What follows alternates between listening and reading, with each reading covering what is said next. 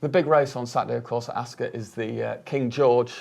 Workforce has been all the rage for this in recent days, and I think that might be your selection, Cal. Oh, definitely, right? Yeah, I'm all over it like a rash. I started backing it on Sunday when I realised the rain was coming, and I couldn't understand how an horse who's run a Derby and an Arc, was third favourite behind an horse Wilding, who was 7.5 lengths behind at Epsom in the Derby, and runs his best races fresh. I mean, he was very, done with at Royal Ascot to beat So You Think, and a great ride by Frankie. But I just think he wants longer than this between his races. And St Nicholas Abbey, was very lucky for me to beat Midday. Maybe I'm talking from a pocket in a Coronation, but it's only beat Midday a length. But of course, Midday's got beat since. Got beat in Ireland by Misty for me. So I just couldn't anyway see that it wasn't favourite winning a Derby and an Arc.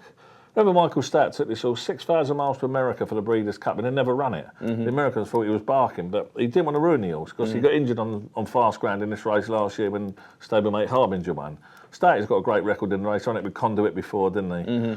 I think this is one of the bets of the season. So you're quite happy to put a line through his poor Ascot run last time? I mean, they always put a line for a horse's bad run when you know why. I mean, you don't. There's no way that anybody can say Workforce ran to his Derby form or Arc form in the King George last year, could he? He was tailed off. So why? Firm ground, yes. Run terrible. Okay. And even again, going back to the Eclipse, when I tipped So You Think, but Workforce ran a good race, dropping back in trip on the wrong ground. I think he'll beat So You Think in the Arc over a mile and a half with a bit of cut. And I think Workforce is a good horse. You don't win a Derby in an Arc. And I mean, he won the Derby, bolted him, Rob, didn't he? Yeah, he did actually. Yeah. Again, he's beat Rewilding 7.5 lengths. So it's a lot to make up, isn't it? I just think it's one of the bets of the season. What about Nathaniel? You haven't talked about the 3-year-old. The only 3-year-old in the race. Yeah, I was looking it up. Alamshire was the last 3-year-old to win.